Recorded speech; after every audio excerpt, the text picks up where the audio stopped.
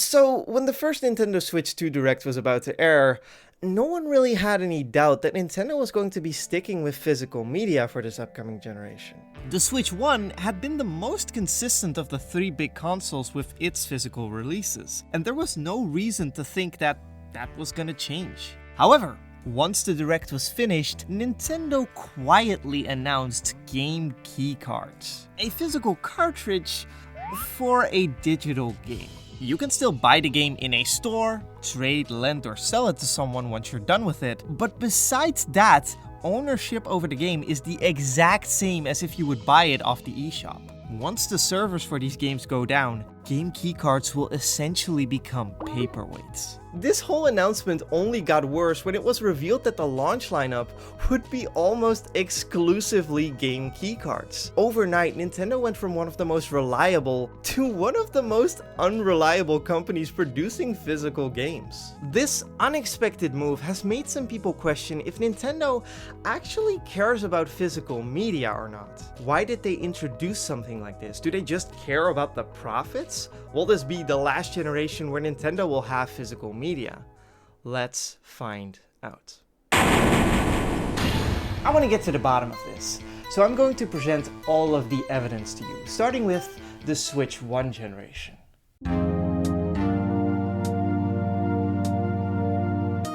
Because a lot of the shock from the Game Keycard announcement stems from how consistent physical releases on Switch 1 were. And not just in quantity, but quality as well. Contrary to popular belief, physical game releases aren't as simple as just you have the game physically if you buy it physically. Sometimes game data is missing from the disc or cartridge build. It may not be something important for some games. Usually it's just some missing bug fixes. Usually. Because unfortunately, it can also happen that a disc or cartridge is missing entire chunks of the game, making them unbeatable. Throughout the rest of this case, I'm going to be using doesitplay.org as a resource a lot. They're an incredibly passionate community dedicated to figuring out which physical releases play offline and are beatable from just the disc or cartridge without downloading an update. And it's through them that we can look at some actual statistics for this. Out of the 574 Switch 1 games that they have tested as of the recording of this video, 81% can be fully beaten without any issues. 11% can be beaten with some minor issues, and only 8% are not beatable without installing an update from the internet. And the games that don't play without downloading an update are almost exclusively third parties. Pretty much all of the games made and published by Nintendo on the Switch 1 are fully playable without ever downloading an update. Even an online multiplayer game like Splatoon 3 has the entire story mode on the cartridge. Nintendo would even go the extra mile and print revisions of certain cartridges throughout the console's lifecycle, including bug fixes, DLC on the cartridge, or extra update data for games like Animal Crossing. This is especially unique when you consider that cartridges are a lot more expensive to produce compared to a standard cheap disc. If this video was just about the Switch 1 generation, I would say that Nintendo absolutely cared about physical media, but we've moved on from greener pastures.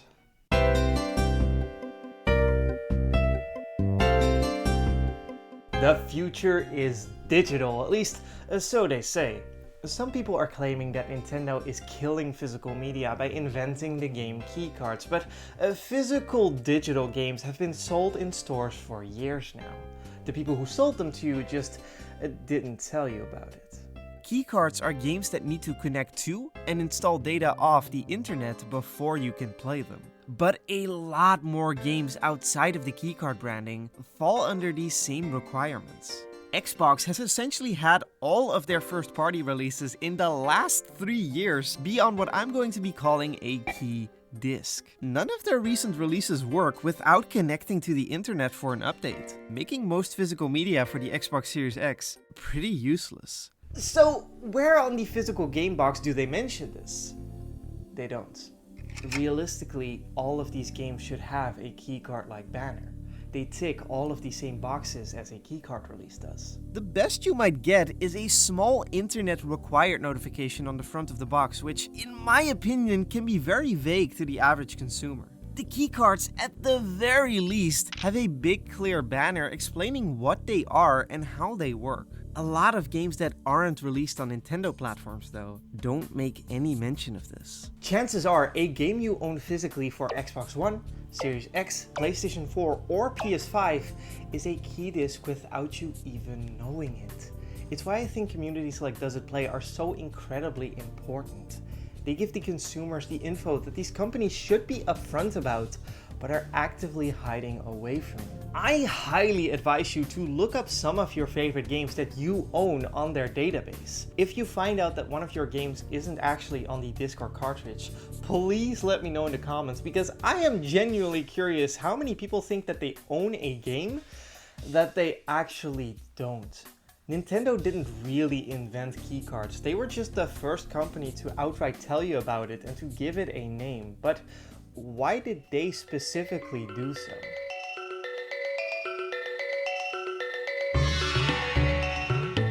Truth be told, whilst I'm a big proponent of physical media, I'm also not oblivious. The general audience is shifting more towards digital each and every year. Nintendo unfortunately has an even bigger uphill battle than most of these companies do, since their proprietary cartridges are much more expensive to make compared to a standard cheap disc. Not to mention their limited storage, which is becoming a real problem now that most AAA games are around 100 gigabytes. My personal theory was that Nintendo introduced the keycards as a way to satisfy third parties. Despite the fact that a lot of people are shifting towards digital, most companies still find it important to have a presence and a way to buy their games in an actual physical store. Remember those download code in a box releases you could find during the Switch 1 generation? Incredibly annoying as far as most people are concerned. But it gave third parties a store presence without having to manufacture an expensive cartridge. It wasn't until I watched Kit and Krista's video on the subject that this got pretty much confirmed for me. These two are ex-Nintendo employees and have been so incredibly open about Nintendo's way of thinking within the company. I highly recommend them if you're interested in this sort of stuff. As the platform holder for the Switch 2, it is Nintendo's responsibility to garner a strong range of software for it. And I do think that the game keycard is appealing to third parties in that it's a lot more cost effective. You don't need to buy the expensive cartridges to put your game out. You don't need to worry about, oh, I need to compress it down to 64 gigs or whatever the exact amount is. It's like, yeah, you can still have something that can sell at retail, that can sit on a shelf. You can have that retail channel covered, and your game can just be your game, and you can put it out there on our platform kind of pain-free. They're eliminating pain points for developers and publishers who might otherwise either just like walk away from the Switch 2, or it's like, well, do I have to do like a digital only thing? That I kind of don't want to do that. Yeah. They're just trying to make this platform as viable as possible for as many developers. Especially in the early days where you need that third-party support so much to, again, build up that incredible library that the original Switch had. Shortly after that video was released, articles started to appear reporting that third parties were thanking Nintendo for introducing keycards as an option. Keycards really only exist to satisfy them. And at the very least, we won't have to see those download code in a box releases anymore on the Switch 2. What the fuck?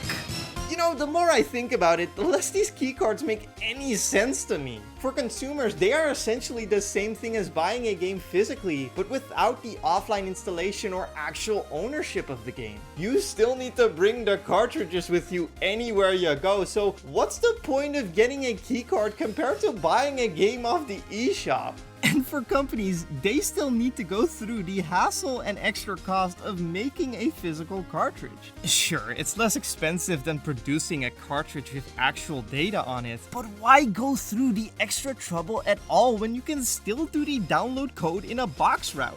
Their only real benefit right now for consumers is to satisfy the small portion of people who don't know how to navigate or aren't able to make outright purchases on the eShop.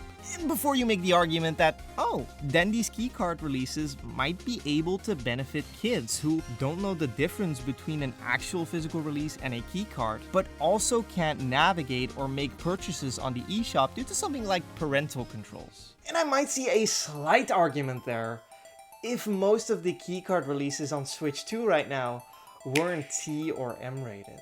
Really, the whole keycard thing is starting to feel like a hastily thrown together solution by Nintendo to make sure that third parties would stay on board in the transition over to their next console. I'm not even convinced that Nintendo likes them.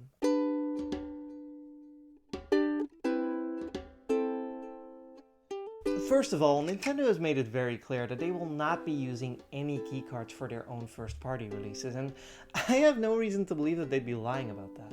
Every release of theirs on the Switch 2 so far has been entirely present on their respective cartridge. Before the new console was released, a lot of people were concerned that the Switch 2 edition games were just gonna feature Switch 1 cartridges, with a Switch 2 version download in the box. And of course they would. Business-wise, this only makes sense. You don't have to spend any time putting new data on a cart or even have to make a new cartridge at all. Just print the old one again and you can guarantee that they work on both consoles. Any other company would have done this, but no.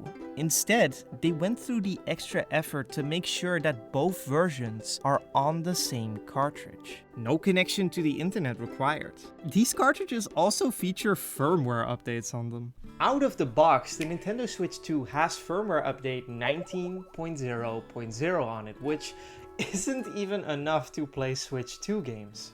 For that, you'd have to download firmware update 19.1.0. So some people got scared about a potential reality where decades down the line, when these firmware updates aren't available for download anymore, that the Switch 2 would become useless e-waste. But Nintendo actually put the firmware update on the cartridges themselves to ensure that they would work without an internet connection. 19.1.0, however, does not include backwards compatibility, but they are still printing Switch 1 cartridges. Who's to say when Tomodachi Life, for example, comes out, it won't have a firmware update on the card to ensure playability on Switch 2. They would occasionally put firmware updates on Switch 1 cartridges during its life cycle, and they're already doing it for Switch 2 cartridges, so why would they stop now? They also made the reading speeds on physical cartridges faster and even specifically made a point about that during the Direct. But it's now read, and it has much faster data reading speeds. The cartridge slot on the Switch 2 is a lot sturdier as well compared to the one on the first Switch. Cyberpunk and Rune Factory are completely on the cartridge, and the companies behind these releases, CD Projekt Red and Marvelous, have been making that a selling point. So there you have it then. Nintendo cares about physical media and wants to actively keep it alive, right?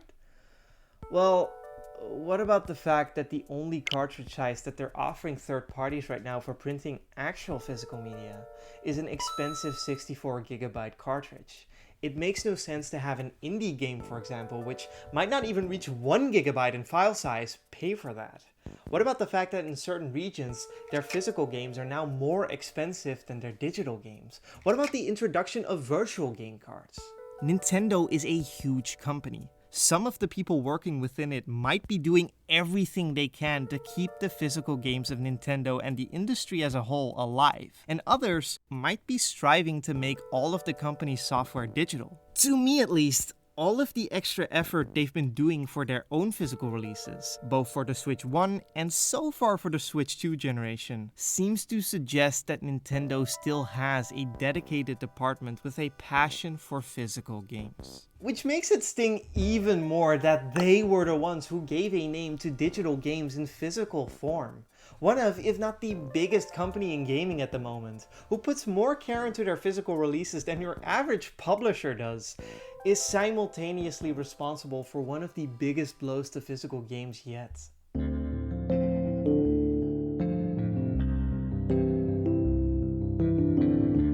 Personally, I hate the keycards. I hate that Nintendo introduced them as an option and didn't stand their ground. People often say that this was inevitable, that the entire industry as a whole is changing towards digital only, whether you like it or not, and maybe that's true. but there's also still an active fight happening to keep physical games alive. Communities like Does It Play, who tirelessly test physical releases, don't just sprout from nowhere. Smaller companies like Super Rare Games, I Am 8-Bit, Fangamer, and the recently launched Lost in Cult make smaller titles available in physical form for people, proving that there still is a demand. And I know for a fact that there are still people out there in the larger gaming industry that care about physical media releases. The majority of PS5 titles released today are still playable from just the disc. Nintendo's first-party releases still have some extra care put into them, and even on Xbox, it's not all bad. Over there, Cyberpunk 2077 plus the Phantom Liberty expansion also installs completely off the disc. Psychonauts 2 does as well. You even get 2 separate discs in the physical release for the Xbox One and Series X version. Resident Evil 4 and the Dead Space remake both work off the disc. Deathloop, The Quarry, it's not all doom and gloom. Here's another good example. When Jedi Survivor came out, the PS5 and Series X versions were key discs. They could not be beat without connecting to the internet for an update, and as a big fan of Star Wars and the Cal Kestis game specifically, this was incredibly upsetting to me. Cut to 18 months later, and out of nowhere, EA releases a PS4 and Xbox One version of the game. And the physical releases are actually on the disc now. Of course, I immediately bought it, knowing that I can fully own a game I really care about. In my last video, I interviewed Linnea Osted Harrison, a game developer who worked with Sony during the early days of the PlayStation VR, which is the only VR headset ever released that supports physical games. She was very much in favor of physical games and wanted their games to be available in physical form, even though that's becoming harder for them. We also love having physical copies of games that we've played, but also then physical copies of games that we've made is just it sits somewhere deep where, like, you know, you see our parents' generation, they all have their vinyl records and they don't want to let go of them and they need the physicality of that, and we're just over here making playlists on Spotify or whatever, and it's fine. But I think for us who grew up with consoles in our households as gamers, you know, having that physical, like, cassette or that physical disc, it has a sense of like, now I have this game. This game exists and it is mine. And there's this, like, you know, Christmas Day opening your present type feeling, at least for me, with it. And so as a developer, that was like even more important to try to achieve. So when we got the opportunity to do the physical disc, because again, it's not cheap or easy for the developers either to do the physical disc, that is really special. There are still plenty of people, even within the industry itself, that want physical games to stick around. Am I saying that digital should go away entirely? Absolutely not. Digital games are essential for solo or small team developers releasing their game, and some people just prefer having their games digitally. There's nothing wrong with that. But what I'm striving for here is a balance, a world where both digital and physical games can coexist. The next few years are going to decide everything, and you can help decide the outcome. So please, if you care about physical games, find a way to support them. If there's a big AAA release that you're interested in getting, check Does It Play to see if the release is actually on the disc. And if it is, get the physical edition and spread the word about it. Even the general audience is starting to become aware of the differences between physical and digital games, and I think that's a really good thing. Right now is the time to act, to let these companies know that there are people out there who want their games physically. Because you have and should continue to have the right to own something that you buy. These artists that have spent years creating these games should have and should continue to have the right to print something physically that they've created. And you watching this should have and should continue to have the right to like and subscribe. Meet my new ally, Internet. Neutralize obsolete formats.